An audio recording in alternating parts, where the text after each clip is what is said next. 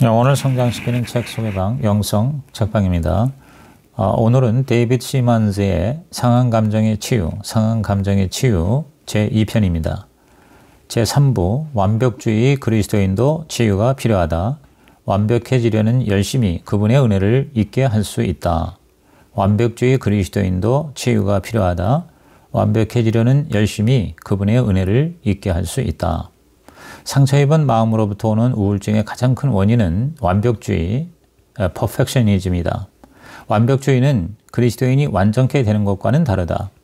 완벽주의는 그리스도인의 완전의 모조품일 뿐이다. 그리스도인의 완전, 즉 성령 충만은 우리를 거룩한 사람으로서 그리스도 안에서 전인적인 온전한 인격을 갖춘 사람으로 만드는 것이다. 그러나 완벽주의는 우리를 영적인 바리새인이나 정서적인 신경쇠약자로 만들어버린다. 완벽주의의 증상들은 무엇일까? 첫째, 꼭 해야 한다는 무서운 압박감이다. 완벽주의자들이 좋아하는 세 구절이 있는데 할 수 있었어야, 꼭 해야 했었어, 그렇게 했었어야 등이다. 항상 발끝을 올리고 안간힘을 쓰며 노력하지만 결코 이룰 수 없는 가운데 갈등하고 만다. 둘째, 낮은 자존감과 자기 멸시다. 항상 하나님이나 사람들이 좀 더 잘할 수 있지 않겠냐라는 질책하는 것으로 받아들인다. 자신이 적절하지 못하다는 느낌으로 항상 불만족하다. 셋째, 불안으로 인한 예민한 양심이다. 죄책감, 불안, 정죄감 속에서 지나치게 민감한 양심을 가진다. 하나님이 받아주지 않는다는 감정으로 죄책감에 사로잡힌다. 넷째, 강박과 율법주의다.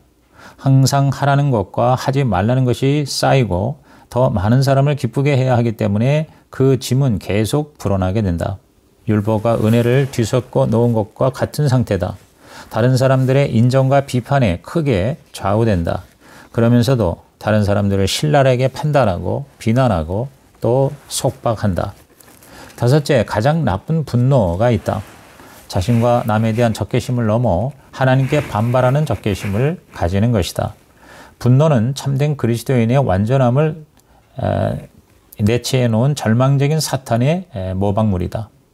항상 더 많은 것을 요구하는 신에 대한 분노가 마음속에 들끓는다. 여섯째, 분노하는 것이 죄인 줄 알고 그 분노를 직시하지 않고 부인하고 억누른다. 마음이 냉랭해지고 와해된다. 머리로는 믿지만 마음으로는 믿지 않는다. 항상 하나님이 다그치시는 것으로 받아들인다. 왜 좀 더 나은 그리스도인이 되지 않니? 왜 좀 더 기도하지 않고 전도하지 않고 헌신하지 않느냐 하는 하나님의 질타를 받는다고 생각한다. 이러한 완벽주의 병폐는 교인들 사이에 매우 흔한 편이다. 완벽주의로부터의 궁극적인 치유는 오직 한 가지뿐이다. 그것은 아주 심오하면서도 단순한 은혜다. 은혜는 하나님께서 죄 많고 가치 없는 인간들을 향해 나타내시는 하나님의 성품 자체이고 그의 행하시는 행위 자체다. 은혜는 순수한 선물로서 공짜로 받는 것이다. 그 은혜는 매일 믿음으로 지속적으로 받아야 한다. 시간과 과정과 이해와 치료와 무엇보다 마음을 새롭게 함으로 변화를 받는 생각의 재조명이 필요하다. 치유는 하룻밤 사이에 이루어지지 않는다. 그러나 치유는 반드시 이루어질 수 있다. 예수님의 멍에를 메고 성령님의 도움을 받음으로 가능한 것이다. 이사야 53장 4절에서 6절 그리고 12절 그는 실로 우리의 질고를 지고 우리의 슬픔을 당하였거늘 우리는 생각하기를 그는 징벌을 받아 하나님께 맞으며 고난을 당한다 하였노라. 그가 찔림은 우리의 허물 때문이요 그가 상함은 우리의 죄악 때문이라. 그가 징계를 받음으로 우리는 평화를 누리고 그가 채찍에 맞음으로 우리는 나음을 받았도다.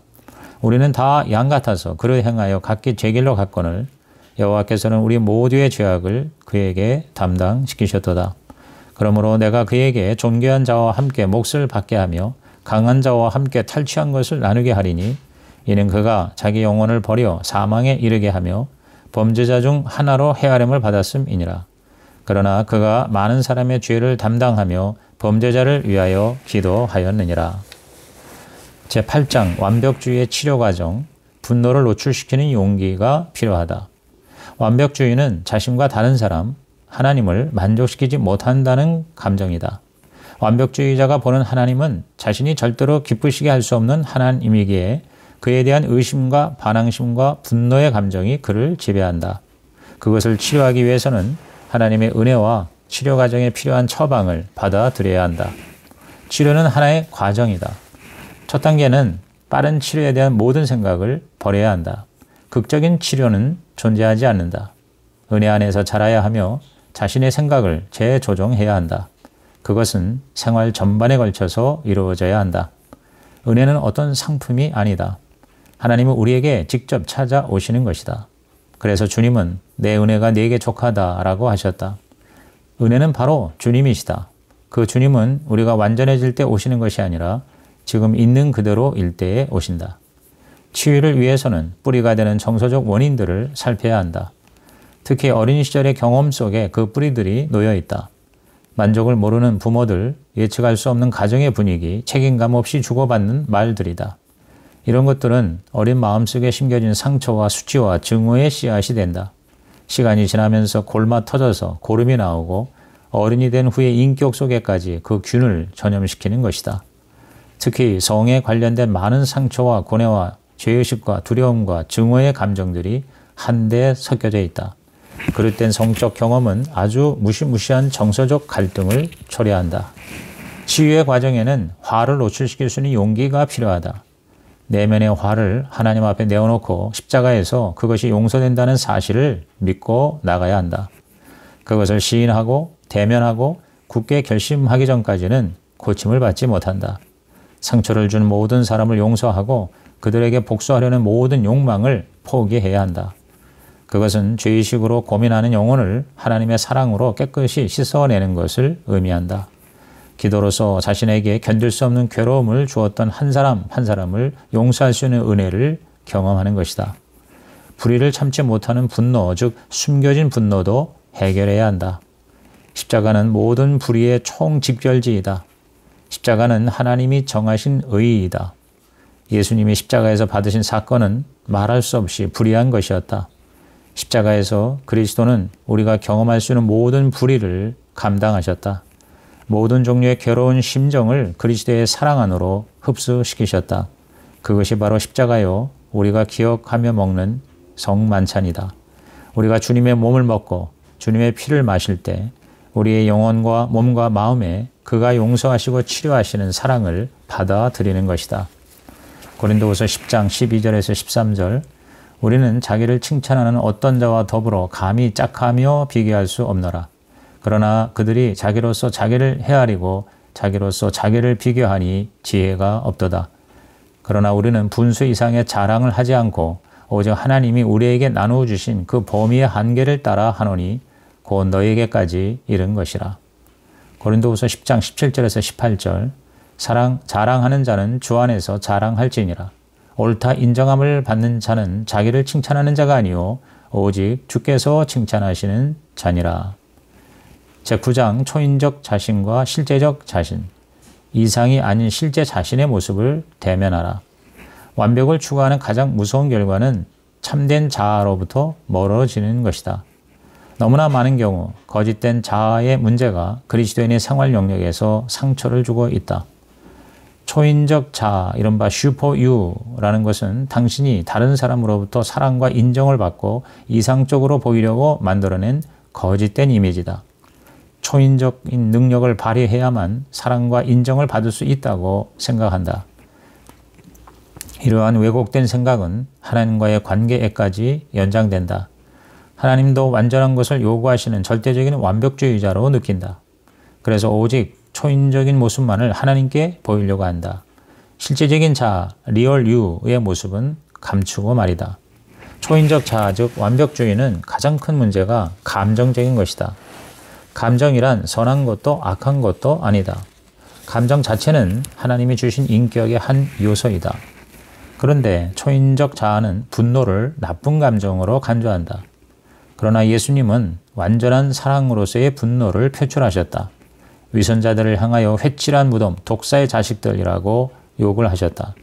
이 같은 정당한 분노는 원망과 다르다. 바울은 분을 내어도 죄를 짓지 말라고 했다. 즉 화를 내는 것은 정당할 수 있다는 것이다. 그러나 분노로 인해 어떤 비통과 원망 혹은 증오하는 감정이 생기지 않도록 조심하라는 것이다. 분노하라. 그러나 조심하라. 분노는 하나님께서 허락하신 감정이다. 그것은 하나님 형상으로서의 인격의 일부다. 그것은 반드시 건설적인 목적으로 사용되어야 한다. 초인적 모습을 가진 사람은 모든 사람과 잘 어울려야 하며 누구나 자신을 좋아해야 하며 그리스도인들 사이에 어떠한 갈등도 있어서는 안 된다고 생각한다. 그러나 바울은 당신이 성령에 충만하면 모든 사람들과 아무 문제 없이 화평하게 살 수 있다라고 말하지 않았다. 그는 할 수 있거든 너희로서는 모든 사람과 더불어 화목하라고 했다. 실제적 자아를 가진 자는 서로 다른 점들과 서로의 갈등을 시인하고 해결해 나간다. 서로 의견을 달리할 수 있다는 사실을 인정하는 것이다. 행복, 즉 해퍼니스라는 것은 어떤 사건이 발생하는 즉 해펀이라는 단어의 어원으로부터 파생되었다. 즉 우리의 힘으로 조절할 수 없는 외적 사건이 우리에게 일어나느냐에 따라서 행복이 결정된다는 것이다. 그리스도인들은 행복이 아니라 기쁨이다.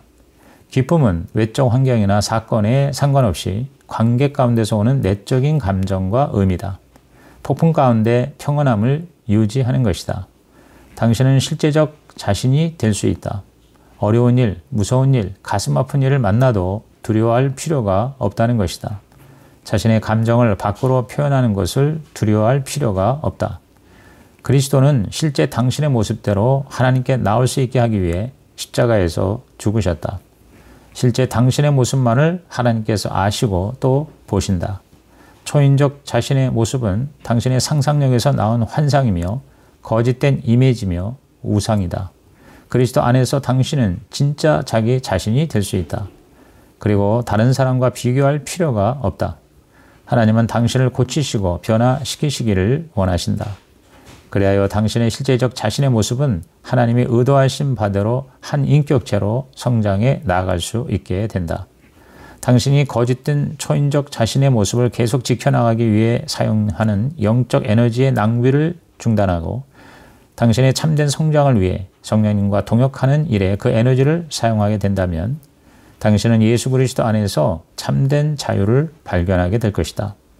당신은 거짓된 의무감과 책임감으로부터 해방되고 다른 사람에게 인정을 받고 안 받는 것으로부터 자유함을 얻게 된다. 예수 그리스도께 속한 모든 온전한 것들이 당신에게 은혜의 선물로 주어졌다. 하나님은 이 모든 것들로 당신이 경험하는 채워지지 않는 간격들을 채우신다. 시편 42편 5절에서 7절에 내 영혼아 내가 어찌하여 낙심하며 어찌하여 내 속에서 불안해하는가. 너는 하나님께 소망을 두라. 그가 나타나 도우심으로 말미암아 내가 여전히 찬송하리로다. 내 하나님이여 내 영혼이 내 속에서 낙심이 되므로 내가 요단 땅과 헤르몬과 미살산에서 주를 기억하나이다. 주의 폭포 소리에 깊은 바다가 서로 부르며 주의 모든 파도와 물결이 나를 휩쓸었나이다. 제10장 우울증에 관한 오류와 진실. 성령 충만한 사람이라면 절대로 우울증에 빠질 수 없다. 우울증은 그리스도인들이 흔히 경험하는 증세다. 그리스도인들도 성령 충만할지라도 우울해질 수 있다. 다윗, 엘리야, 요나, 심지어 예수님까지 마음이 낙심하고 고민하여 죽을 것 같다고 솔직히 고백했다. 우울증은 그 증세가 얼굴에 나타난다. 우울증은 눈물을 흘리게 하고 식욕을 감퇴시키고 잠을 못 자게 한다. 우울증에 걸린 사람은 먼저 자신이 우울증에 걸렸다는 사실을 인정해야 치료될 수 있다. 많은 그리스도인들이 우울증을 부인함으로 더욱 문제를 악화시킨다. 우울증에 죄책감까지 덧붙여 문제를 어렵게 만드는 것이다. 우울증에 걸린 것이 반드시 영적으로 잘못되었다는 증거가 될 수 없다. 또한 우울증으로 고통을 당한 적이 없다고 해서 더 영적이라고도 할 수 없다. C.S. 루이스는 우리가 칭찬받는 절반가량의 덕이 우리가 영적으로 훌륭해서라기보다 단순히 기질과 타고난 성품 때문이라고 말했다. 우울증의 뿌리는 종종 매우 깊고 복잡하다. 우리의 인격, 구조, 신체적 차이, 화학작용, 호르몬의 분비, 감정적 패턴, 그리고 여러 가지 느낌들과 관계가 있다. 그리스도인들은 이것을 인식하고 용납할 수 있어야 한다. 영적으로 거듭난다고 해서 우리의 기본적인 성품의 기질이 변화되는 것은 아니다. 예수님의 성품이 우리 안에 들어오는 것이지 우리의 기본적 기질이 바뀌는 것은 아니다. 그리스도인이 되는 것이 우리 자신이 없어지는 것이 아니기 때문이다. 그래서 바울은 우리가 이 보배를 질그릇에 가졌다고 했다. 바울도 약하여 두려워하며 심히 떨었다고 기록했다. 디모데는 타고난 우울증의 소유자이기도 했다. 만약 우리가 성격과 기질 같은 자연적인 것과 영적인 생활과 같은 초자연적인 것이 관계가 없다고 생각한다면 심각한 잘못을 범하는 것이다. 하나님은 우리를 만나 주실 때 우리의 인격, 즉 성격 구조를 통해서 역사하시기 때문이다. 우울증은 영적인 근원 이외에 다른 것으로부터 올 수 있다. 그것은 우리의 인격 구조 중 어딘가가 잘못되었기 때문에 오는 것이다. 신체적인 이유가 될 수도 있고 감정과 인격의 불균형 때문일 수도 있다. 우리가 어려운 감정 가운데 빠져도 하나님은 거기에 계신다. 하나님이 존재하지 않는 것처럼 느낄 때에도 하나님은 그 가운데 계시는 것이다. 사탄은 우리의 정서적 우울증을 영적인 우울증으로 바꾸어 놓기를 원한다. 사탄은 우리의 연약함을 매우 잘 알고 있다. 마음속 깊은 곳을 알아차리고 그곳에 열려진 통로를 통해서 살짝 당신의 인격 속으로 쳐들어오는 것이다. 그래서 영적인 패배감, 의심, 그리고 낙담하는 마음을 가지도록 유도하는 것이다. 이제 당신의 기질을 적대시하며 싸우던 것을 중단하라. 그것이 하나님으로부터 주어진 선물이라는 것을 인정하고 자신의 개성을 용납하라. 내가 나 자신을 있는 그대로 용납할 때 인생의 전환점을 맞이할 수 있다. 내가 가지고 있는 것을 가지고 불평하는 대신 만족하게 여기고 그것을 잘 활용하는 법을 배우라. 우울증을 극복하는 첫 단계는 자신을 있는 그대로 받아들이는 것이다. 당신의 기질이 변화될 수 없을지라도 성령님은 당신을 지배하신다. 주님의 지속적이고 변함없으신 사랑은 결코 끊어지지 않는다. 그 사랑과 자비하심은 매일 아침마다 새롭다. 주의 성실이 크도소이다. 여호와는 나의 기업이시니 내가 저를 바라리라. 고린도후서 4장 7절에서 9절 그리고 16절. 우리가 이 보배를 질그릇에 가졌으니 이는 심히 큰 능력은 하나님께 있고 우리에게 있지 아니함을 알게 하려 함이라.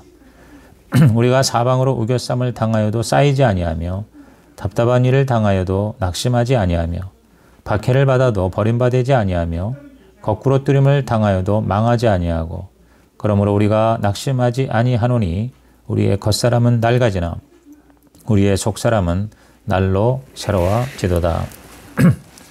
제11장 우울증의 처리, 우울증을 삶의 조절기로 사용하신다고 생각하라. 우울증을 인정하고 시인하는 것은 치유받기 위한 긍정의 발걸음을 내딛는 것이다. 하나님은 자연법칙을 어기면서까지 주의 일을 하지 않게 하신다. 계속 하나님의 자연법칙을 어기면서 살 수 없다. 자기를 하나님으로 생각하는 완벽주의가 우리를 망하게 한다. 분수에 맞게 사는 것, 충분한 수면, 건강한 섭생 등은 우울증을 치유하는 데 필수적인 요소다. 어떤 사건이 벌어질 때 그 사건 자체보다는 그 사건에 어떻게 반응하느냐가 더 중요하다. 세 가지 반응이 우울증을 유발시킨다. 첫째, 결단력의 결핍, 즉 우유부단한 마음이다. 계속 뒤로 미루는 습관, 무력감, 두 마음을 품는 것 등 어떤 일을 결정하지 못하고 고민할 때 우울증에 걸리기 쉽다. 둘째는 분노다. 우울증이란 응고된 분노이다. 마음에 확정함이 없고 분노를 무조건 참거나 함부로 쏟는 사람들이 우울증에 걸린다. 셋째는 부당하다는 생각이다. 불공평과 억울함을 하나님께 맡기지 않고 균형을 잃어버린 상태에서 분노를 마음속에 감추는 것은 우울증의 희생물이 될 뿐이다. 유일한 해답은 용서하는 것이다. 무엇보다 부모들과 가족들을 가장 크게 용서해야 한다. 마르다와 마리아의 이야기에서 나타나듯 너무나 많은 사람들이 하나님을 용서해야 할 필요가 있다. 하나님이 그들에게 무엇을 잘못해서가 아니라 그들이 자신의 문제들에 대한 책임을 하나님께 전가시켰기 때문이다. 배우자나 직장 상사의 잘못이 있다고 치자 그래도 당신은 그를 용서해야만 한다. 당신이 그들을 용서하지 않는다면 우울증은 가까운 친구처럼 당신에게 반드시 다가오고 말 것이다. 이 세상의 부정과 불공평과 상처들을 고치고 바로잡는 것은 하나님께 속한 일이다. 하나님께서는 내 일에 참견하지 말라고 경고하신다. 마음속에 일어나는 분노와 불법과 불공평에 대해 지나치게 예민한 마음을 하나님께 드릴 때 자기 비애로 인한 고통으로부터 벗어나게 되며 우울증의 문제도 곧 해결되는 것을 체험하게 될 것이다. 종교개혁자 마틴 루터는 우울증에 대해서 많은 글을 썼다. 루터가 제안한 우울증 치유법은 다음과 같다. 첫째, 홀로 있지 말라. 둘째, 다른 사람에게 도움을 구하라. 셋째, 노래하고 음악을 즐기라. 넷째, 찬양하고 감사하라. 다섯째, 하나님 말씀의 능력에 의존하라. 여섯째, 성령님의 임재하신 가운데에서 확신 있는 태도로 휴식을 취하라 등이다. 예수님이 주신 최고의 약속은 보혜사를 보내신다는 것이다.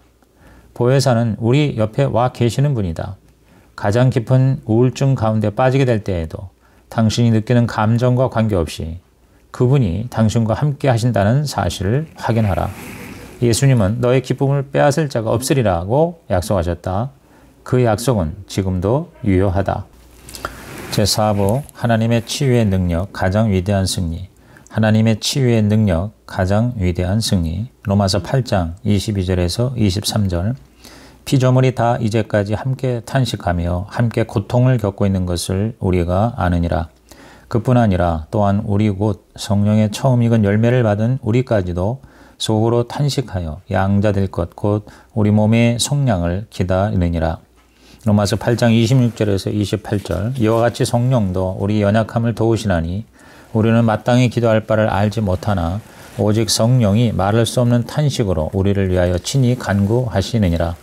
마음을 살피시는 이가 성령의 생각을 아시나니 이는 성령이 하나님의 뜻대로 성도를 위하여 간구하심이니라. 우리가 알거니와 하나님을 사랑하는 자 곧 그의 뜻대로 부르심을 입은 자들에게는 모든 것이 합력하여 선을 이루느니라. 제12장 하나님의 재생시키는 은혜. 하나님이 내 상처를 변화시켜 풍성한 삶으로 이끄시다. 하나님은 인간의 상처들을 변화시켜 우리의 유익과 자신의 영광으로 이끄신다. 하나님의 특별한 은혜를 재생시키는 은혜, 리사이클링 그레이스라고 부를 수 있다. 그 재생의 은혜로 우리의 연약함과 손상된 심령들, 못쓰게 된 부분들을 재생시키신다. 저주를 성장의 수단과 하나님의 일을 위한 도구로 변화시키신다. 하나님은 상처받은 자를 치유하는 상담자로 만드신다. 우리는 이 세상에서 살기 때문에 고통을 당한다. 이 세상은 에덴 동산을 등진 세상이다. 세상은 새롭게 될 것을 바라는 가운데 자연과 인간의 마지막 구속을 고대하며 고통하고 있다. 새롭게 될 세상에서 우리는 새로운 몸과 마음을 소유한 새 사람들이 될 것이다. 모든 것이 올바른 상태로 변화하게 될 것이다. 하나님은 우리를 홀로 내버려 두지 않으신다. 우리가 패배한 삶을 살도록 내버려 두지 않으신다. 그 이유는 우리의 대제사장이신 예수님이 우리의 연약함을 알고 계시기 때문이다. 하나님은 예수님을 우리 인간들과 동일시하셨다. 주님은 우리의 모든 연약함에 동감하신다. 예수님의 상함은 우리의 죄악 때문이고 예수님의 슬픔은 우리의 질고 때문이다. 우리를 완벽하게 이해하시는 주님은 이 세상을 떠나실 때 다른 보혜사를 보내주셨다. 파라클레토스의 가장 위대한 사역은 위로와 상담하는 일이다. 연약해진 우리를 항상 붙들어 주실 준비가 되신 분이다. 보혜사는 모든 것을 이해하시는 하나님이시다. 그는 우리가 너무 무거운 짐을 짊어지고 있는 것을 아신다. 그래서 우리를 도와주신다. 우리가 연약해서 할 수 없는 것을 할 수 있게 하신다. 하나님은 우리를 사랑하신다. 예수님은 우리 연약함을 담당하셨다. 성령님은 우리가 모든 것을 할 수 있게 하신다. 이 얼마나 기쁜 소식인가. 우리는 운명에 의존하는 것이 아니라 하나님께 의존하는 것이다. 하나님께서 모든 것을 우리 유익을 위해 선하게 이루어 주신다는 것이 모든 치유의 과정 가운데에서 가장 위대한 부분이 된다. 온전한 치유란 단순히 기억 속의 상처를 없애는 것이 아니다. 단지 원망을 용서하고 용서받는 것도 아니다. 치유란 하나님께서 재생시키는 은혜를 사용하셔서 우리를 고치시는 기적이다. 하나님은 이 세상에 존재하는 악의 실체적 본질을 변화시키는 대신 그 악에 의미를 부여하신다. 그것을 통해 당신을 빚고 당신의 생애에 의미를 부여하신다. 하나님은 위대한 연금술사이시다. 우리가 의탁하기만 하면 하나님은 모든 것을 영적인 금으로 바꾸실 수 있다. 모든 손상된 부분과 상처와 약한 것들을 하나님이 원래 의도하신 대로 고치신다. 만일 당신이 깊은 기도와 내적 치유의 과정에서 성령님과 협력만 한다면 하나님은 당신을 재생시키실 뿐만 아니라 고쳐주실 것이다. 다른 사람들을 섬기는 수단으로 삼으신다. 그럴 때 우리는 주님이 하신 일이 얼마나 기이한 일인지를 보게 된다. 한번 상처를 경험하신 예수님은 우리의 모든 상처와 그로 인한 울부짖음을 이해하신다. 사랑의 힘으로 우리의 상처를 고치시고 재생시키신다. 그리고 치유받은 우리를 통해 또 다른 상처 입은 자를 치유하게 하시는 것이다. 너무나 많은 경우에 우리는 어떤 힘이 있어야만 사역할 수 있다고 생각한다. 그러나 오직 두 가지 사실만 있으면 하나님께 영광을 돌릴 수 있다. 첫째는 그리스도의 십자가이다. 둘째는 우리의 연약함이다. 하나님의 능력은 약한 데서 온전해진다. 사역자는 능력이 있어서가 아니라 상처가 있기 때문에 쓰임을 받는 것이다. 우리의 연약함과 상처를 감추려고 하지 말라.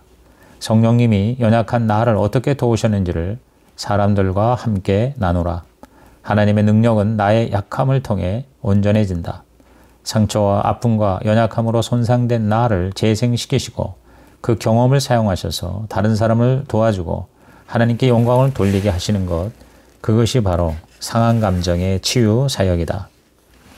이상으로 데이비드 시멘즈의 상한 감정의 치유, 상한 감정의 치유 리뷰를 마치겠습니다. 이제부터는 영성책방의 한마디 나눔입니다.